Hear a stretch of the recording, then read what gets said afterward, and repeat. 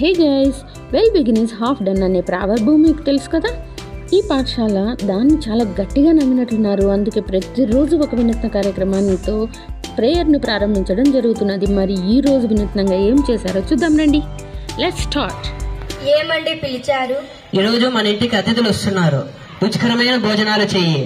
మన తోటలోని రంగయ్యకు చెప్పి తీయటి మాడి పండ్లు కోసుకొని రమ్మని చెప్తాను. నువ్వు వెళ్ళు. సరేనండి. రంగయ్య, రంగయ్య. ఏమైంది అయ్య గారు పిలిచారు? ఈరోజు మా ఇంటికి అతిథులు వస్తున్నారు. తోటలోని తీయటి మాడి పండ్లు కోసుకొని ఇంటికి ఎత్తుకొనిరా. సరే అయ్య గారు. నువ్వు వెళ్ళు.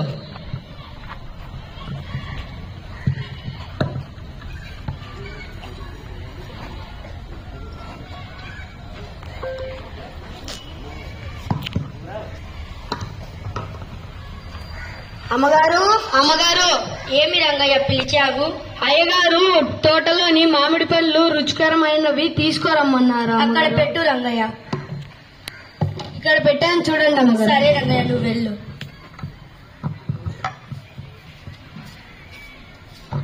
ఏమండి బాగున్నారా? బాగున్నామండి. మీరు బాగున్నారా? బాగున్నాం. ఇంట్లో అందరూ బాగున్నారా? రండి, భోజనాలు చేద్దాం.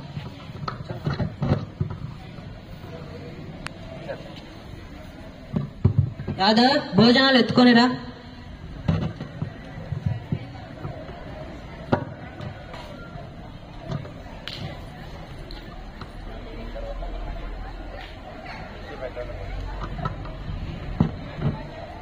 మీకోసమని తోటలో నుంచి మాడి పళ్ళు తీసుకొని వచ్చాను. ఆగండి, తిందురు. రాధా, మాడి పళ్ళు ఎత్తుకొనిరా.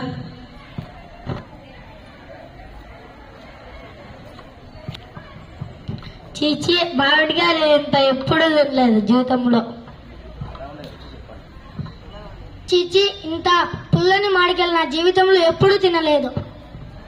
చిచ్చి, ఇంత పుల్లని మామిడికాయలు నా జీవితంలో ఎప్పుడు తినలేదు. అవునా? ఇంకొన్ని మాడి పళ్ళు రుచి చూడండి. చిచ్చి, ఇవి కూడా బాలేవు. చిచ్చి, ఇవి కూడా బాలేవు, చాలా పుల్లగా ఉన్నాయి. చిచ్చి, ఇవి కూడా బాలేవు, చాలా పుల్లగా ఉన్నాయి. అవునా? అయ్యయ్యో, ఈ రంగయ్య వలన పరువంతా వెళ్ళింది. ఈ రోజు రంగయ్యకి ఎలాగైనా బుద్ధి చెప్తాను. రంగయ్య, రంగయ్య. ఏమైంది అయ్య గారు? నీకు బుద్ధి ఉందా? తెలివి ఉందా? ఏమన్నా ఇంటింత జ్ఞానమన్నా ఉందా? ఏమైంది అయ్య గారు?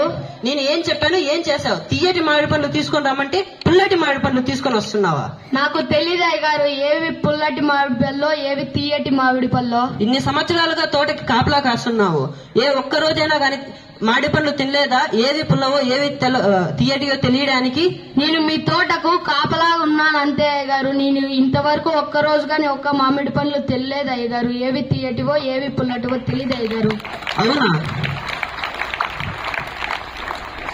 అయ్యయ్యో, అనవసరంగా రంగయ్యని తిట్టాను. ఇంత నిజాయితీ పడిని అనవసరంగా తిట్టానే. ఎంత బాధపడింటాడో. వెళ్ళి అతన్ని క్షమాపణ అడుగుదాం. రంగయ్య, చెప్పండి అయ్య గారు. నన్ను క్షమించండి, అనవసరంగా నిన్ను తిట్టాను. ఏమీ బాధపడద్దు. పర్వాలేదు అయ్య గారు. నీకు నెలకి జీతం ఎంత ఇస్తున్నారు రంగయ్య? 5,000 ఇస్తున్నారు అయ్య గారు. అవునా రంగయ్య? అవును అయ్య గారు. నీకు 5,000 ఇస్తున్నాను కదా. నిన్ను తిట్టినందుకు ఏమీ బాధపడద్దు. అందుకు నా క్షమాపణ గాను నీకు ఇంకో 5,000 పెంచుతున్నాను.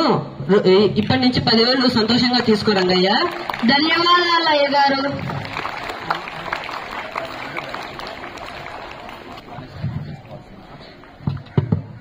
Honesty is the best policy.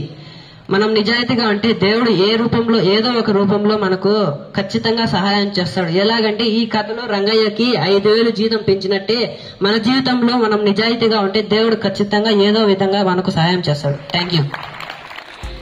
ఈరోజు కార్యక్రమము చాలా వినూత్నంగా ఉంది కదా. మీకు ఎలా అనిపించిందో కామెంట్ చేయండి. ఈ వీడియోల గురించి కానీ స్కూల్కి సంబంధించిన అన్ని విషయాల గురించి కానీ డిస్కస్ చేయాలంటే నా Telegram channel, WhatsApp channel links డిస్క్రిప్షన్లో ఇస్తున్నాను. వీడియో మీకు నచ్చినట్లయితే please like, share, comment. Thank you for watching. జై హింద్.